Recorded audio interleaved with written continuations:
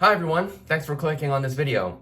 I've debated for many months whether or not I should make this video, and as you can see, I decided to do it.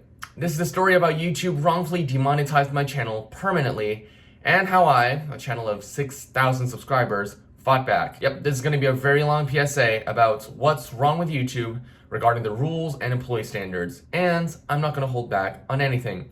So let's get started. Let me paint you the picture. June 21st, 2021, California. I was on my summer break after my first year of university, and on this day, at this time, I was enjoying a drive through the mountains when all of a sudden, I got an email from YouTube. Hi, OllehRebelz. Our team has reviewed your content, and unfortunately, we think it violates our violent criminal organizations policy. And then they told me that they removed the problematic video. Oh, but don't worry, this isn't a strike, just a first-time warning, that's all. Wow, I mean, that's a pretty serious accusation. Let's see what YouTube accused me of doing. These are YouTube's community guidelines and policies, and under violent or dangerous content, you can find the one YouTube accused me of, violent criminal organizations.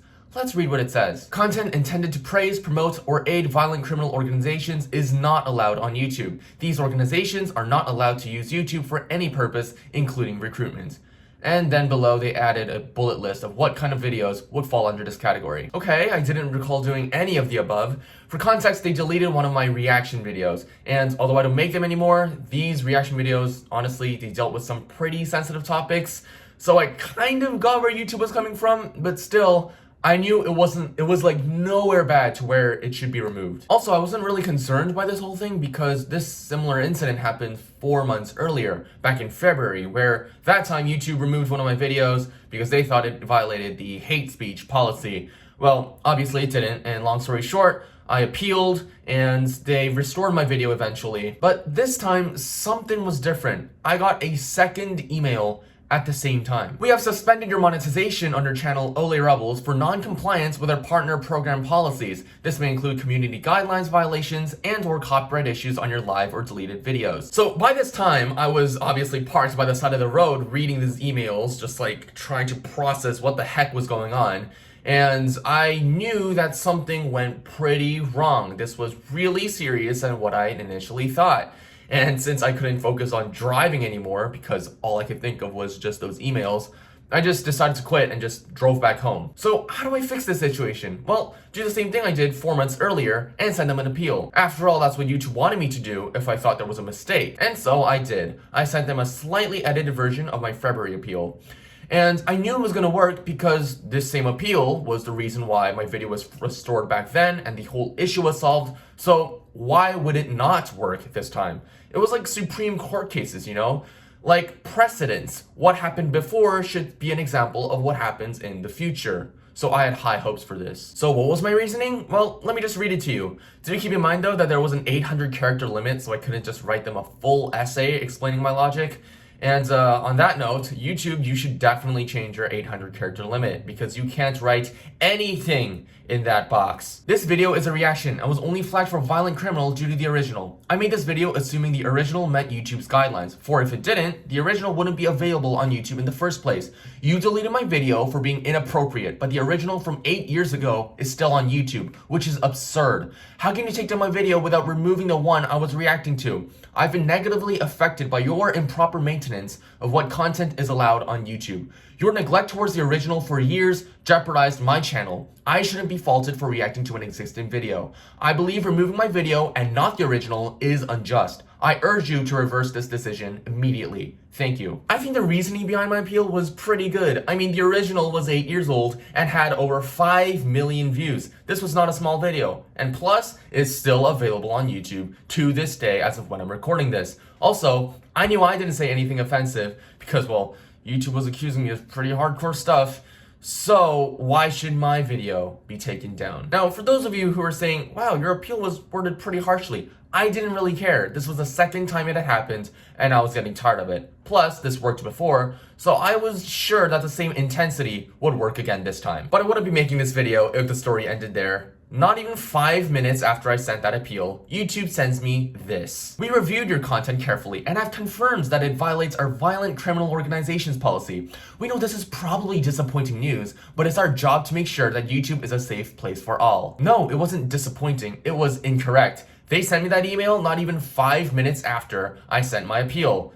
The video itself is 5 minutes long. That means they didn't even care to properly rewatch the video and reevaluate it before sending their stupid automated response. So my video would stay deleted. Sure, I was bothered by that, but I had gotten videos, several of them, deleted in the past too. One had as many views as 20,000. So I knew this wasn't going to be a huge deal, but there was still one question in mind, probably the biggest question.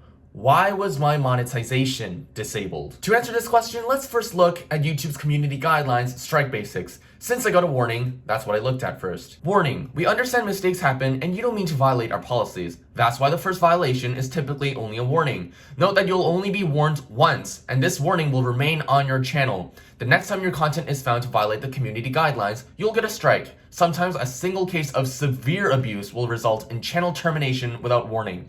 If you think we made a mistake, you can appeal the warning. Okay, pretty much says nothing about penalties. Let's look at strikes then. First strike: if we find your content doesn't follow our policies for a second time, you'll get a strike. This strike means you will not be allowed to do the following for 1 week.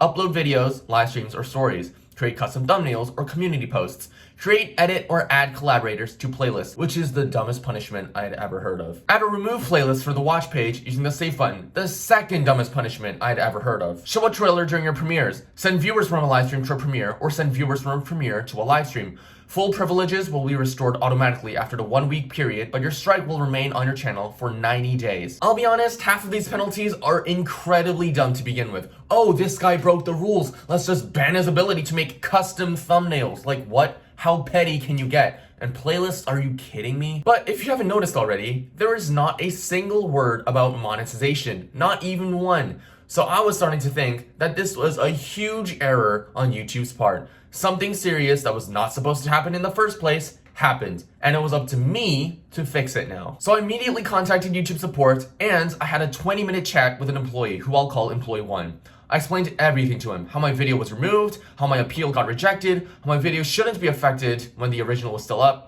and I also mentioned the February case too. He told me he would send an appeal to the policy team and that he would send me an email once he got an answer. So things immediately started looking better. I had high hopes because I knew all of this was a huge mistake, so I waited for a positive response. Then at 11 p.m. that day, Employee 1 sent me the awaited email, but it wasn't what I was expecting. He told me that the action of the policy team has been a result of careful investigation by the internal team of dedicated specialists. He also added that even though my appeal worked before, it wouldn't work again now, and that the decision to keep the warning in your channel shall remain in effect. They were literally admitting that my current case and my February case were the exact same, and even though I sent the same appeal, it wasn't gonna work this time.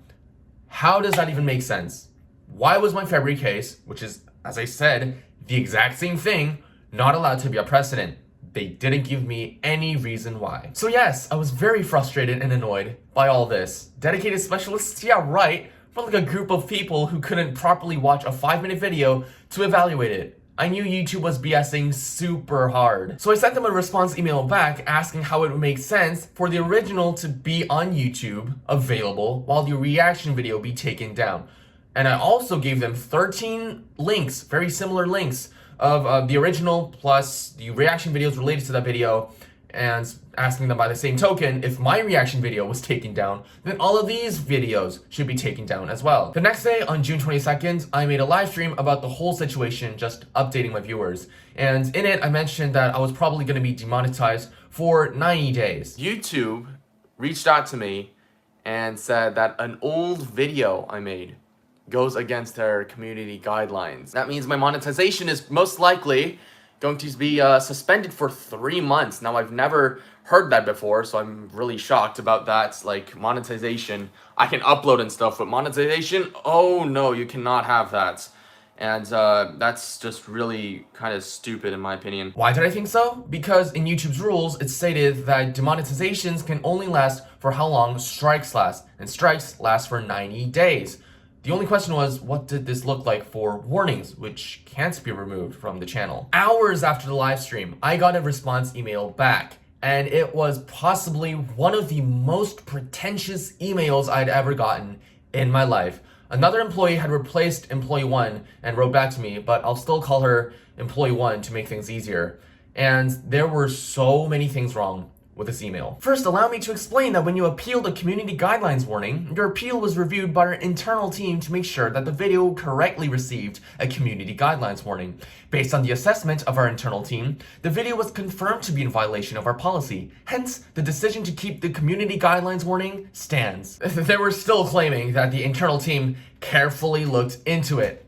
Sure, okay, let's read on. Next, I know it is tempting to compare your situation with other channels of similar content. However, we do not recommend this since each channel has its own circumstances. What? You know what this means?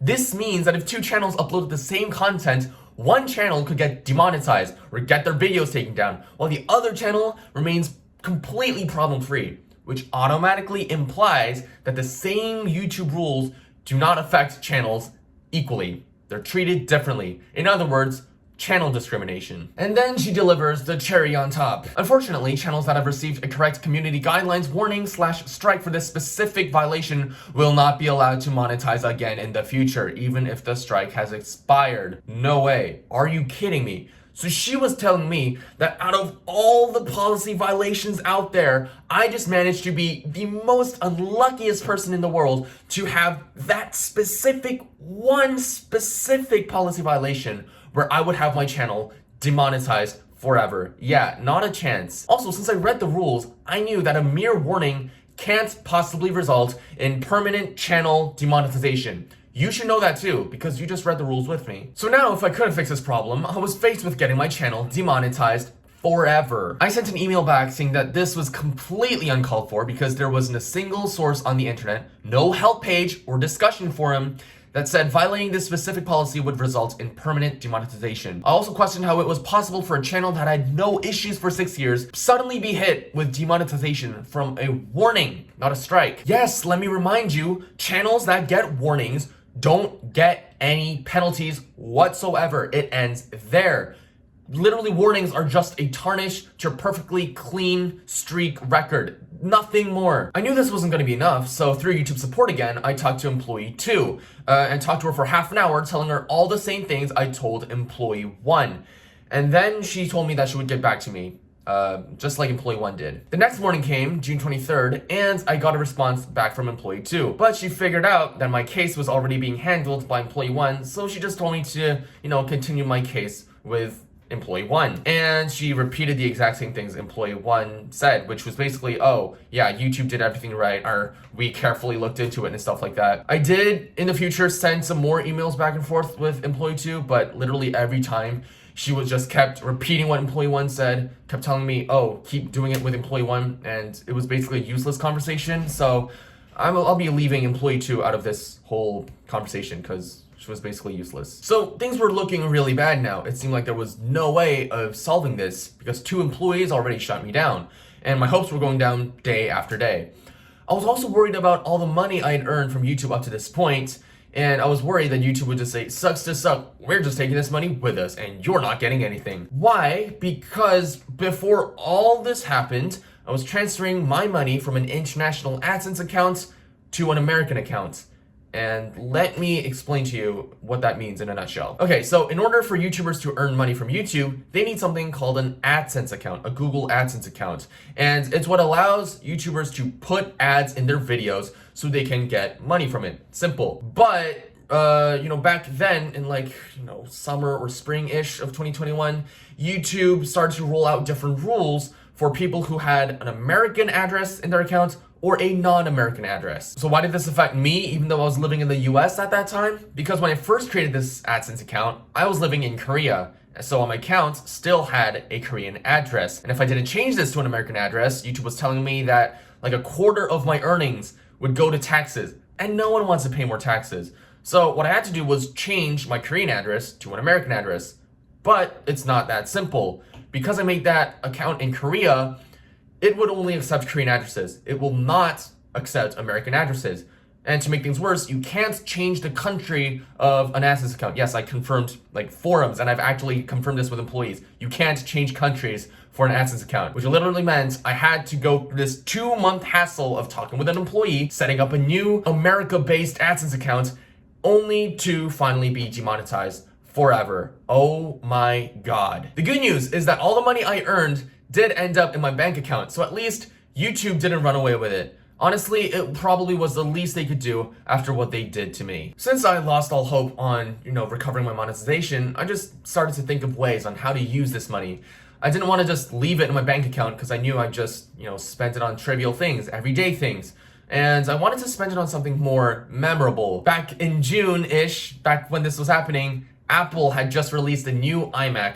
So I decided to, buy one after this whole issue ended. I also began to brainstorm the future of my channel. I was this close to making a second channel and resuming making videos there, but I knew it was going to be very hard. I mean, on this channel, on my main channel, it took me 6 years to get 6,000 subscribers, and I just wasn't confident enough to just do that thing again, just at a fresh new start. Also, the requirements for monetization are really hard. You need 1,000 subscribers and 4,000 hours of watch time in the past year. Insanely difficult requirements to meet as a brand new channel. I even thought about quitting YouTube once and for all. Ever since I created the channel, my goal has been to never quit making videos. But I wasn't expecting YouTube to backstab me this hard, which is why I was just considering leaving YouTube just forever. That was it, that's the climax.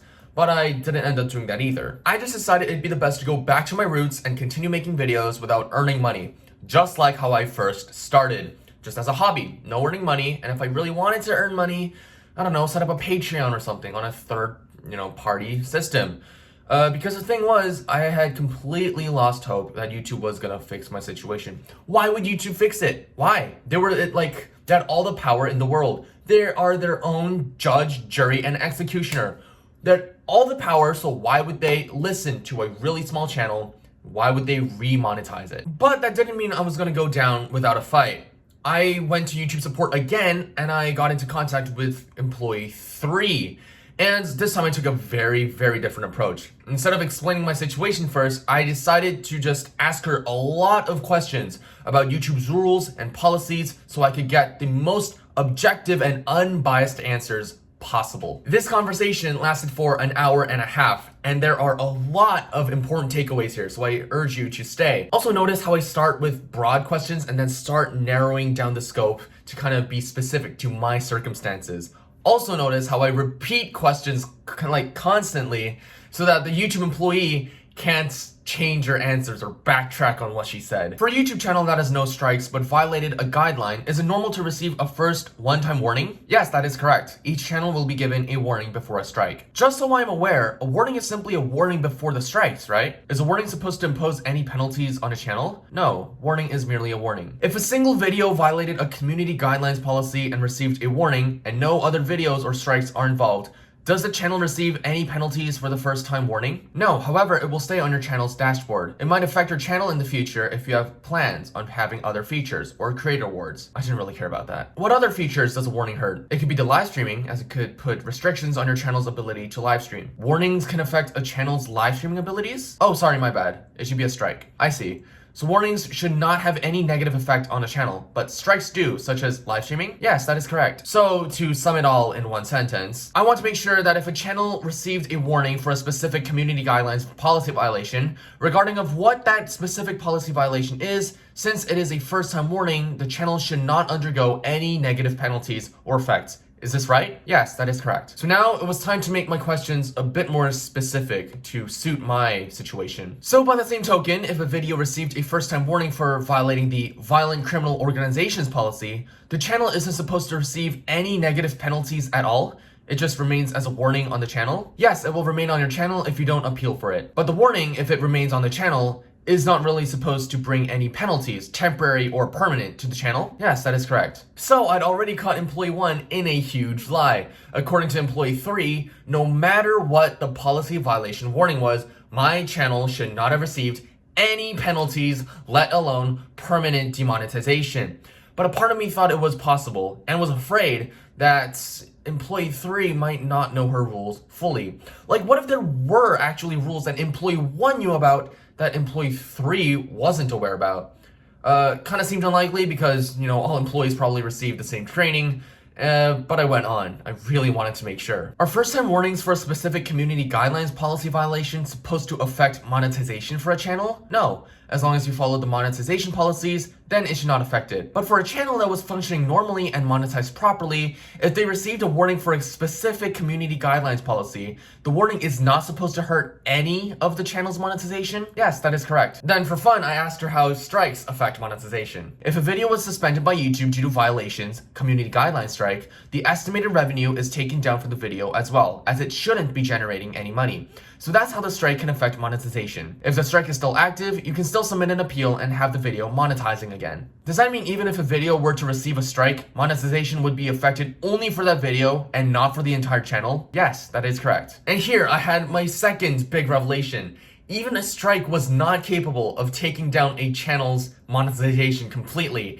And here I was with a warning that resulted in a channel-wide permanent suspension. For a first-time warning for a specific community guidelines policy violation, is it normal for a channel's monetization to be suspended? Or is that the case for severe strikes, such as the third strike? No, a warning will not affect the channel's monetization. A severe case of strike can put a channel into termination. So to get it straight, a warning will not affect the channel's monetization, either temporarily or permanently. Warnings aren't supposed to touch monetization? Yes, you got it right. Thank you so much for the information. To clarify, for the final time, a channel that received a first-time warning for a video for a specific community guidelines policy violation, such as the Violent Criminals Organization policy, should not be penalized and should not have its monetization suspended both temporarily or permanently? Yes, that is correct. But then, here was another takeaway. YouTube also reserves the right to restrict a creator's ability to create content at its discretion. If your account has been disabled or restricted from using any YouTube features, you're prohibited from using another channel to get around these features. Does this restriction of YouTube's features include monetization? This means that a person cannot use or create another channel to monetize? We have a special team that reviews the channel if the channel can be monetized or not. I cannot guarantee anything as I'm not part of that specific team. If a channel were to receive a strike for a specific policy violation and be demonetized, are they not allowed to monetize in the future even if that strike expires? They are allowed to apply to the YouTube Partner Program. So a channel that has been demonetized can reapply? Yes, the channel can reapply 30 days after the rejection or suspension. From all this information, I finally understood that under no circumstances is permanent demonetization even possible because channels are allowed to reapply. And then I also realized that YouTube was making so many moves they weren't even allowed to make. Okay, I had all the information I needed. Time for the big reveal. I told her everything that had happened to me up to this point. And then she tried to tell me, like all the other employees, that since my case was already being handled by employee 1, I should just be talking to employee 1 instead. So I literally just straight up said, I'm afraid I cannot do that. The people who I've been in contact with in the case number were the ones who told me that monetization would be forever suspended on my channel due to this first time warning. As a result, I'm afraid they will not listen to my reasoning as to why my monetization should not have been affected. This is the same reason why I've sought additional guidance to solve this issue with monetization. Thankfully, she seemed to understand. She told me that she'll check with the internal team once again, but also reminded me that YouTube still in the end had the final say in literally anything, and it was pretty much up to them, which I thought was the dumbest thing ever. But I still thanked her for our 1 hour and a half conversation, and we called it there. Through this conversation, I feel like I gave employee 3 at least a little bit of pressure because she told me all I needed to know about rules and policies. So she must have felt some responsibility to resolve my issue because we both knew that this was not supposed to happen at all in the first place. But I still thought what I told employee 3 through the chat still wasn't enough. All this time I was arguing with YouTube why I shouldn't be punished even if my video did violate the policy.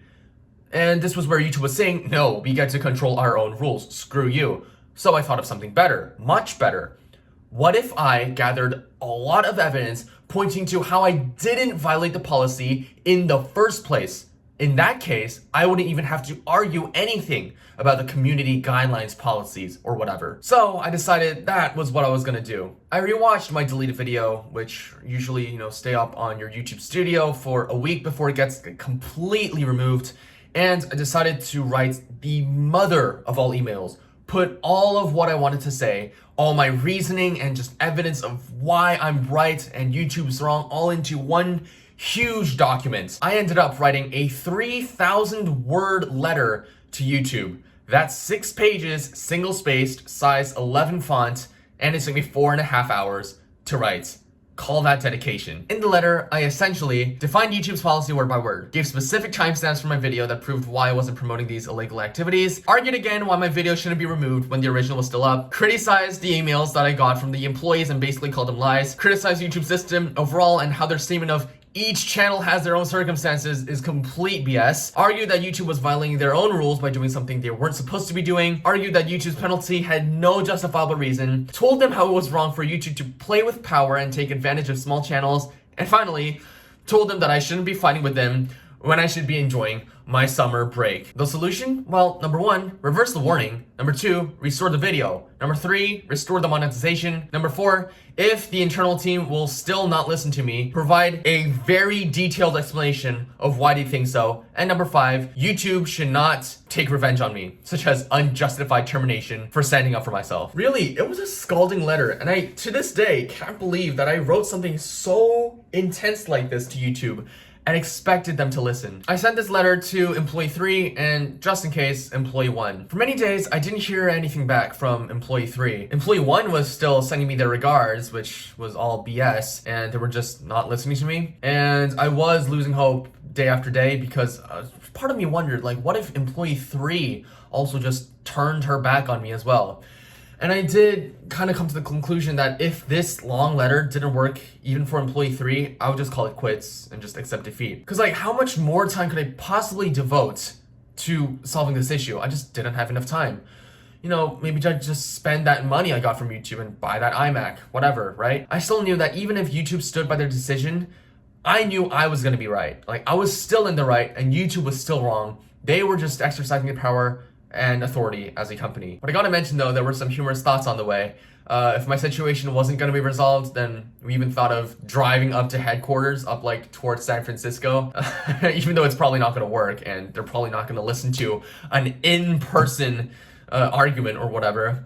And we also thought about like a Supreme Court case title, like OllehRebelz versus YouTube Incorporated, even though we probably don't have the time and money to do that. But you know, we can imagine. The point is, all my hope was like basically gone at this point, because 5 days had gone by with employee 3 not giving me any update other than, oh yeah, we're still checking, but that was it. Then finally, on June 29th, employee 3 finally wrote back a response email. The verdict was finally out. The warning was reversed, the video was restored, and finally, and most importantly, my monetization was reinstated. As soon as I read that email, I literally couldn't believe what I was reading. I couldn't believe my eyes.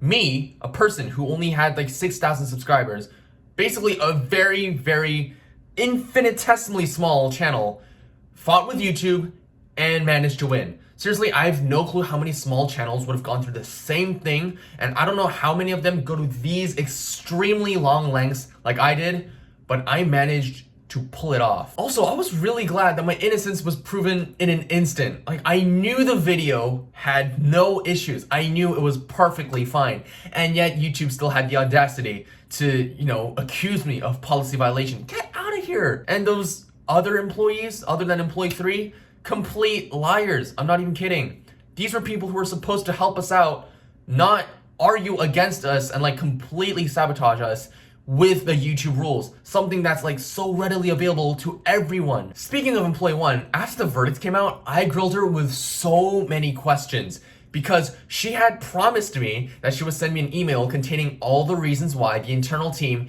came to their conclusion and basically found my video problematic and my channel guilty. And guess what? She never did. I also asked her, where in the rules does it say that this specific policy violation would result in permanent monetization suspension? And every time I asked her, she just kept avoiding the question, because every time she was like, you know, your channel's good now, so like stop asking me, like you're good, I'm out now. No apologies whatsoever. She did not say a single sorry, even though she was completely, so obviously wrong. The only thing remotely close to an answer I got was this. There are certain policies that are being reinforced by YouTube's internal policy team, which may not be available on the online resources that are accessible to creators. I'm sorry if there's no available online resources that would corroborate the information I've shared. Which, in other words, literally mean we can look at and redefine our own rules that no one else can hold us accountable for. That's right, you heard it right here.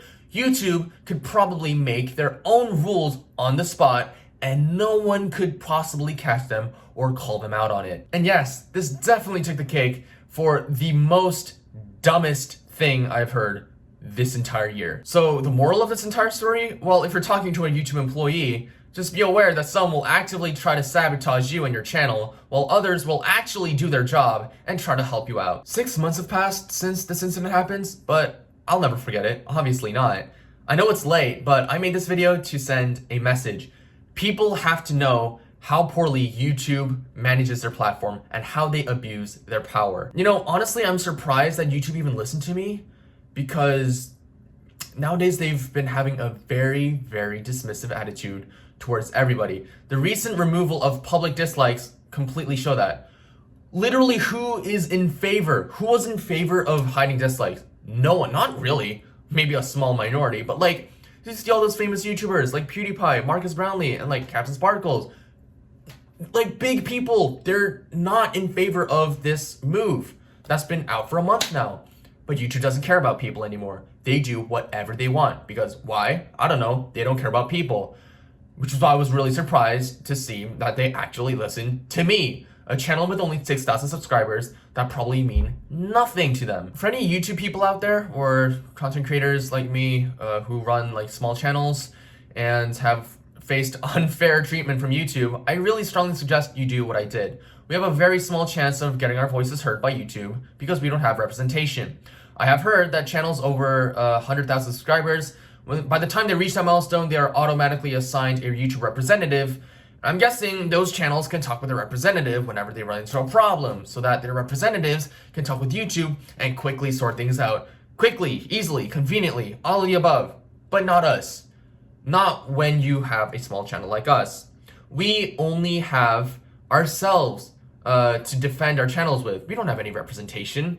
So I want to give hope to all of you out there that yes, it is possible that no matter how many times YouTube says they're right, when the truth is, out there blatantly says that we're right, it's very possible to prove YouTube wrong. So I strongly suggest you do what I did. Go talk to a YouTube employee through YouTube support, send them an email, create the perfect Q&A like I did, so that they can't backtrack on answers and, they feel a somewhat responsibility to actually help solve your situation. And yeah, make sure that you don't get employees who just lie straight to your face. And obviously, the most importantly, get enough evidence to argue against YouTube so that they can't do anything about it. If you have so much evidence that proves you're innocent, what else can they do? Well, obviously, there's a lot they can do. They can probably seek revenge and like terminate your channel, who knows? But they're not supposed to do that. You gotta be the one showing them that. Obviously, if you 100% are in the wrong and if you really violated a policy, for sure, definitely don't do that. I will not be held accountable if you do that. In short, June 21st to 29th, 2021 is by far the worst period I had in the history of my channel. It was the most unsure I had been for the future of my channel, and I just did not know what outcome to possibly expect from it. Things looked so dark at the time, and that's the reason why, to this day, I still casually refer to it as the 8 days of darkness, and sometimes OllehRebelz versus YouTube, because that's what it was. It was a huge fight between me and a multi-billion-dollar company, which somehow I managed to win, which is probably really, really impossibly hard. And yes, I've made all my reaction videos private, which is why if you go to my social blade, my views graph just completely takes a huge hit. It's just tanks downwards. I think almost all of my reaction videos, they are made private now. About 130,000 views worth of reaction videos. I think the most number of views gone in a day. So do not be alarmed. It is all part of the plan. But yeah, I think that's the only way. That's the only way I can basically salvage my channel, because I mean, who knows what other video from 5-6 years ago is gonna come stab me in the back, right? Just to clarify, making your videos private will not stop YouTube from doing this. Their system does check private videos as well, so it is very possible that they can be like, oh yeah, we've removed your private video. But the reason why I made them private anyways is that, every time they did this, every time they were like, oh yeah, we've removed your video, my views graph would just go down, and then if I appeal successfully and get it restored, it would just come back up like a sine curve, and I was getting really tired of that, which is why I'm just gonna, I just made them private so that that never has to happen again. Anyways, thank you guys so much if you watched the entirety of this entire video. I don't even know how long this has been, but add this to the collection of stories of people or channels that have been wrongfully terminated or suspended or demonetized or whatever. Add this to the collection. Seriously, this is one of those stories. And I've just spilled a huge, like a gallon of tea. But yeah, make sure to like this video if you've enjoyed, because I'll really need it. I'll really appreciate it if you could show your support by subscribing to this channel. And of course, I'll catch you guys in other videos through other more regular type, more original type videos. Vlogs, back to the vlogs and stuff like that. And yeah, I'll definitely catch you guys in my later videos. Thank you guys so much for watching once more, and goodbye.